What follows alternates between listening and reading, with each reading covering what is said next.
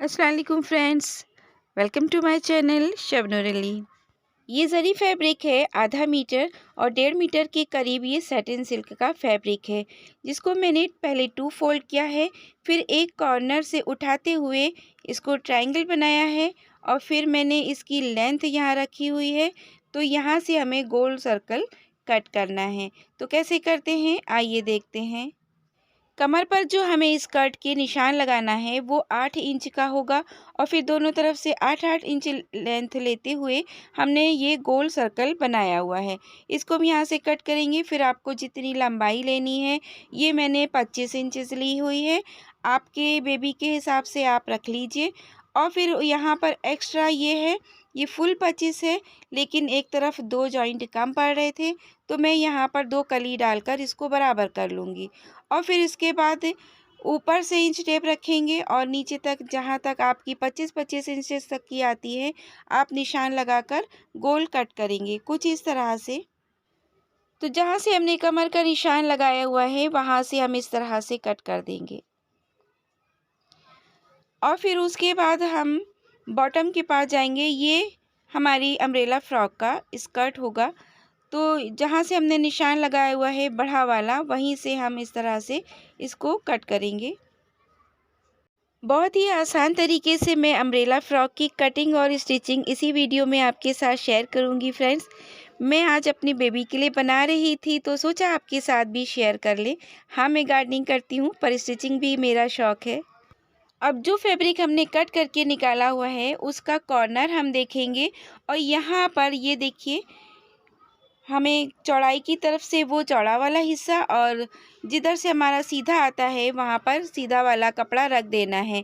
और फिर अब जब आप इसको टच करके देखेंगे तो नीचे उभरा हुआ कपड़ा दिखाई देगा, तो उस पर आप चॉक से निशान लगा लीजिए और फिर आप इसको कट करके निकाल लीजिए।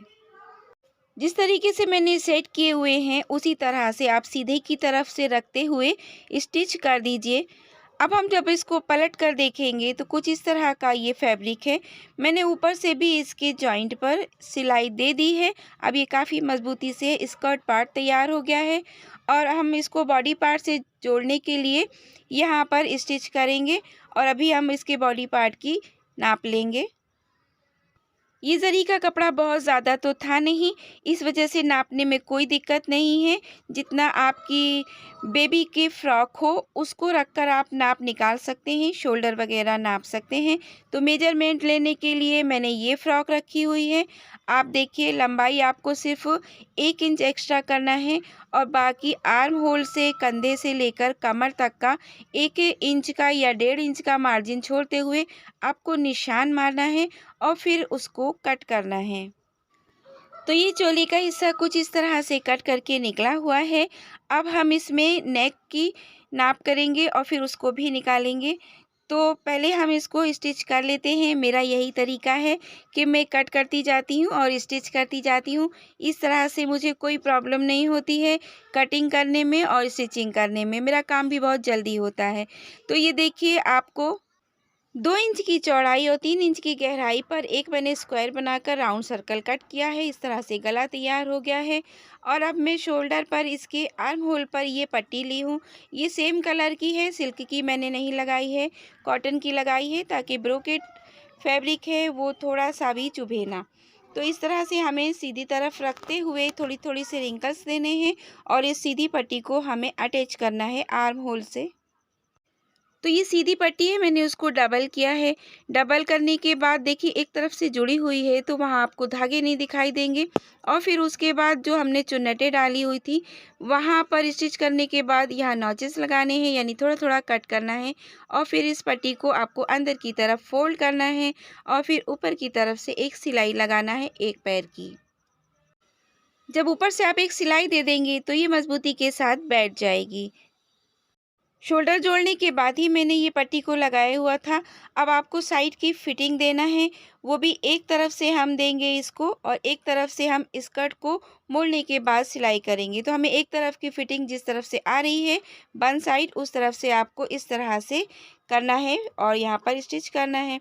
तो हमने इस तरह से यहाँ पर स्टिच कर लिया है और करने के बाद अब हम गले की पट्टी को उसी तरह ऐड करेंगे ऊपर सीधी तरफ से रखते हुए अंदर की तरफ फोल्ड करेंगे और पट्टी पर रिंकल्स देंगे और साथ में बॉटम साइड के हम किनारे को मोड़ेंगे 2 फोल्ड में करते हुए और ऊपर से एक सिलाई लगाएंगे।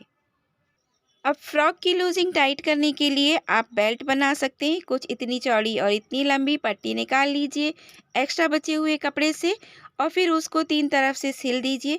सिलने के बाद सीधा कर लीजिए इस तरह से। अब हम इसको अटैच करते हैं फ्रॉक के साथ।